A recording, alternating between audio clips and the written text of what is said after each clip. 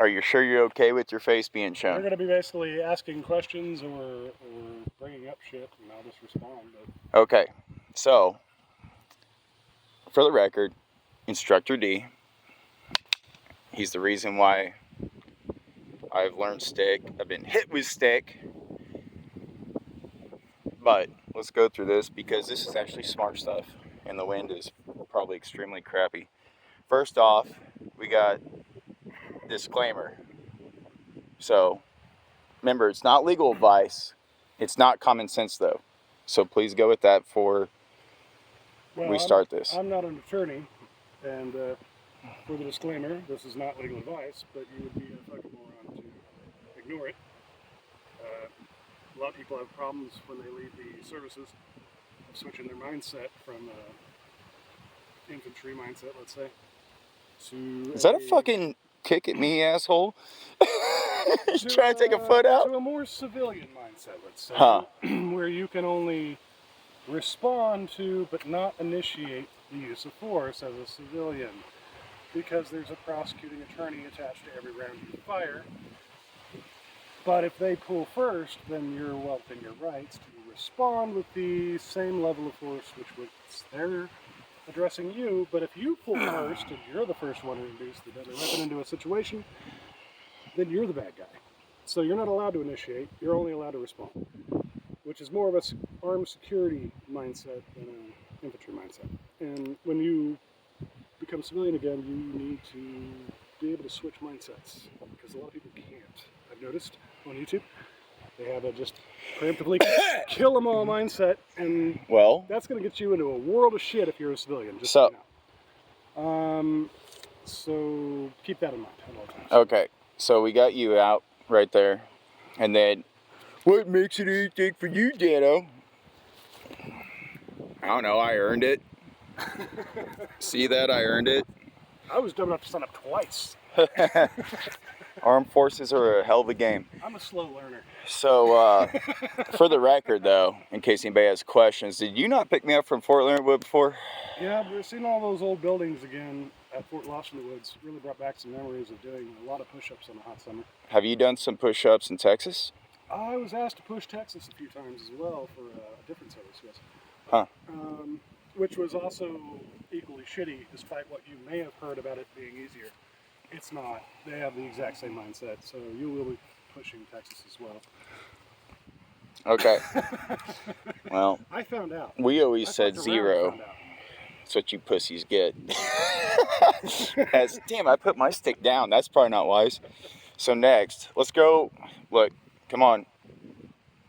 Also following disclaimer. Now, grid square. Well, you have to understand the grid. Divide, big plus sign, 4 squares. Use your sticking right on the ground. They can see it. Just, oh yeah. There you go. Yeah, you know. You can draw you a nice grid here. So like a cross. Yep, like a plus, giant plus sign. Okay. And up here in the upper right, you have responding in the most rational and moral way to every situation, True. whether you feel like it or not. That's true. Over here on the left side of the grid, upper left-hand side, you have people who are generally moral but pretty irrational, believe some really weird shit. Then down here you've got your absolute pieces of shit. Down here on the lower left side, you have the most irrational and most immoral pieces of shit the world has ever seen. Sounds like the elites, huh? You don't want to be in that quadrant.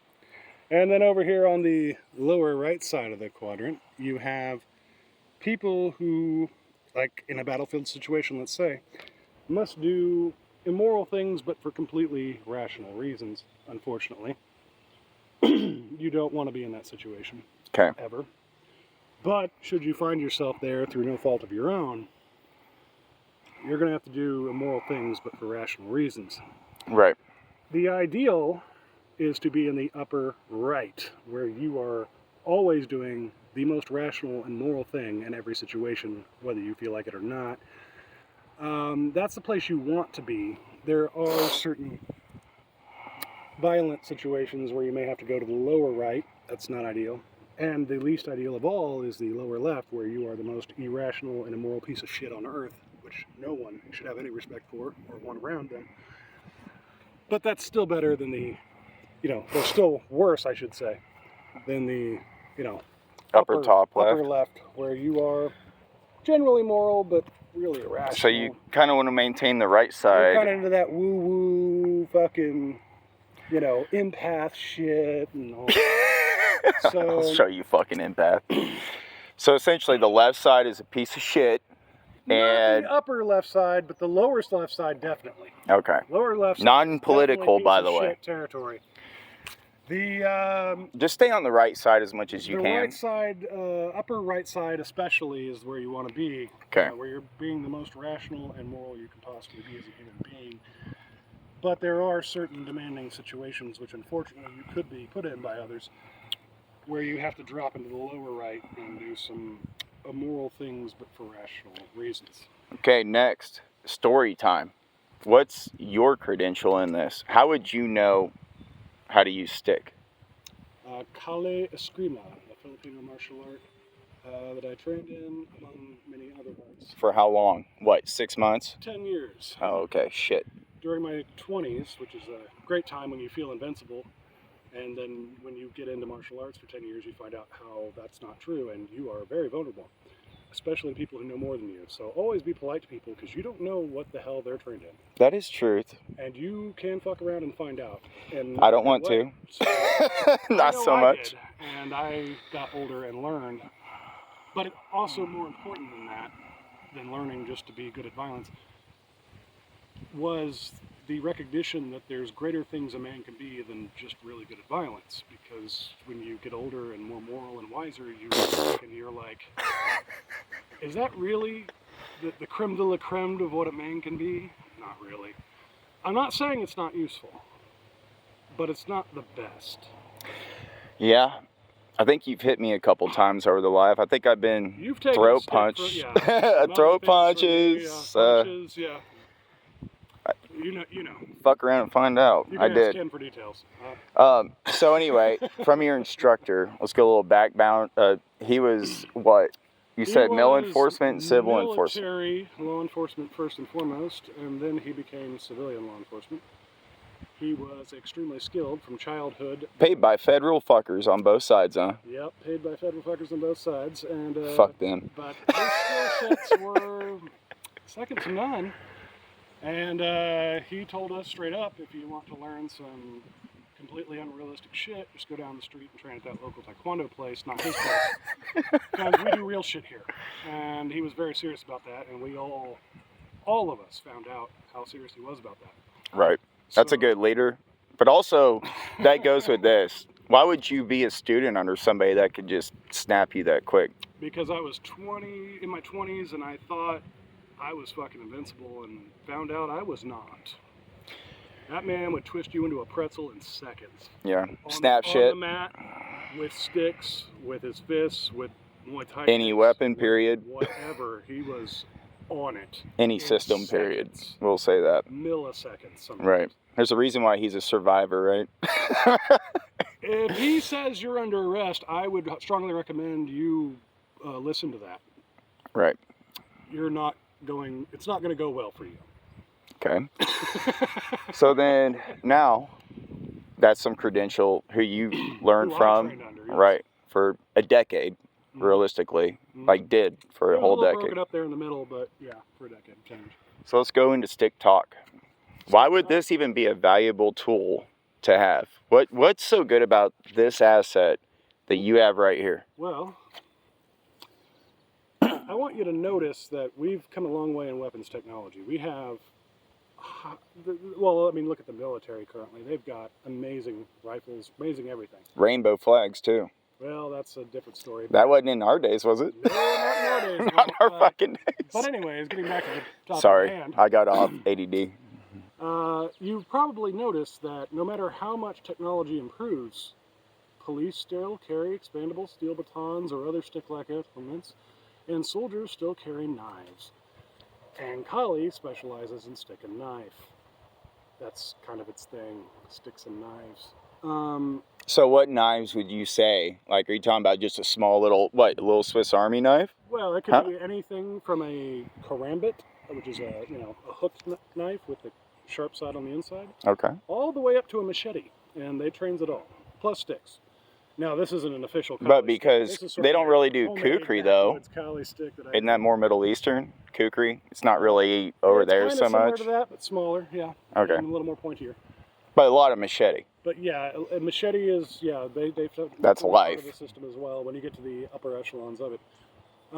We trained in jiu-jitsu, boxing, Muay Thai, Wing Chun, and a little bit of Chen family style Tai Chi, I believe it was, which was kind of weird. Very weird way of stand-up wrestling, basically. But It's not very weird, different. Caparopa or whatever it is in Brazil. Greco-Roman wrestling. Okay. Not very different. And we got taught that by a guy named Neil, who was a government contractor who did lots of technology. Yeah. But anyways, that dude would snap you too. the stick and the knife never went away, no matter how much technology improves. And also, you have to factor in the legal consequences of just shooting someone. I know it's sexy, sounds cool. How come you don't have a plate carrier on right now, huh? You know. Oh yeah. Huh? Yeah. But hey, where's your fucking M60? Yeah. Where's your belt fed at? You know, live in fear. But stick and the knife are never going to go away because they are the ancestral weapons of everyone's ancestors, no matter who you are. See, that's good truth. It's just that the Filipinos perfected the art. You're the second actually, you're the first one, but another gentleman did say this, and that dude is a GB, or former. He's a former action guy, all right. I like him. He's a good man. I'm not advocating for using a lethal level of self-defense unless it is absolutely imperative. And two, you are being met with a lethal level of force, just so you know, because there is a prosecuting attorney attached to every round you fire. There you go. Not a lawyer, a prosecuting attorney. Who will be prosecuting you. So, and it don't matter what the law says at the end of the day. It don't even matter how good your attorney is at the end of the day. All that matters at the end of the day is what that fucking jury says. And if that jury is a bunch of, you know the people. You know the people.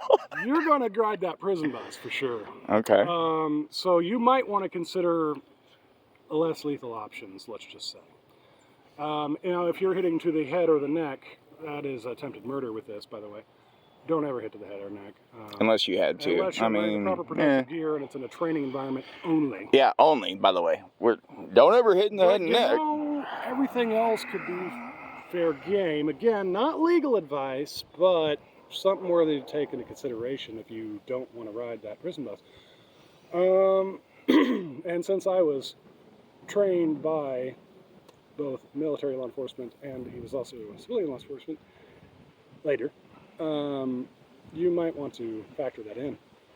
So I would recommend, you know, making yourself a little backwards Kali stick. How effective would this truly be? Well, Well, I hit you with a stick, and you still have a mark. I believe that's on your channel for anyone who hasn't seen it yet. Yeah, there's still a mark. That's been a while. We'll put it that way. That was a tap. I really know because I did. Yes, I have a big mouth. I asked for it. Other arts, boxing, Muay Thai, Jiu-Jitsu, Wing Chun, and Kali. A little bit of Chen family style Tai Chi as well, in little doses, not a whole lot. I know from experience, and having been hit with these a lot, having more than my fair share of pain. How come you actually chose? Well, my question is this: like, out of what was there, 8 or 10 of you under him at that time? Yeah, probably 9, 10, 11, somewhere in there. How come you? 9 to 11. How come you actually took it so serious that you were going to go to his number 1? Well, I mean, I wasn't number 1 in every art. No. I'm saying in Kali. I mean, I did about as good as everybody else did at all the other arts, but I excelled at Kali because it just came naturally to me. That was one thing that I was a little bit better than the other students in. Not better than Glenn, not better than anybody else, but I definitely excelled with sticks and knives. Well, you could at least hit him once he hit you 3 times, right? Yeah. Like most people couldn't even get one out. Yeah. Like, good luck. But even when you hit him, even when you landed a shot, which was hard because his footwork was on point. So let's go. On point fucking footwork. Let's go into that though after this but footwork. Even when I landed a shot, don't think for a minute I didn't pay for it immediately a split second afterwards. Right. Like, it's mutual. All right, so let's go into footwork, considering... Well, I mean, you've got advancing, you've got 45, stepping out to 45, you've got straight side to side, you've got backwards 45, and you've got straight back. Why would you do angles? Because it depends on what your opponent's doing with their feet, and it's like a dance, and you've got to learn to dance. Just like in boxing. It's no different than boxing. If you can't dance, you can't fight. All right, we're going to cut this, because this will be... Part 2 is stick. Well, I guess, I don't know. We might do part 1 on this, and then actual presentation will be 2. Stick jokes. But right now, we got to go lay out some stakes, or else we're going to talk all day. That's true. We got to fire up that Dale. Would you tell the fine people of YouTube? Dano's a fucking idiot! Number 1, don't do anything violent unless it is absolutely imperative. You do not want legal trouble. You do not want to ride that bus. Okay. If it is absolutely imperative, win. There you go, it's number 2. That's number 2. Last but not least, gotta have 3. And make sure that you match their level of force and don't exceed it. Otherwise, you're the bad guy in the eyes of the law, whether you really are or not. Oh. Keep that in mind. And that goes with being humble.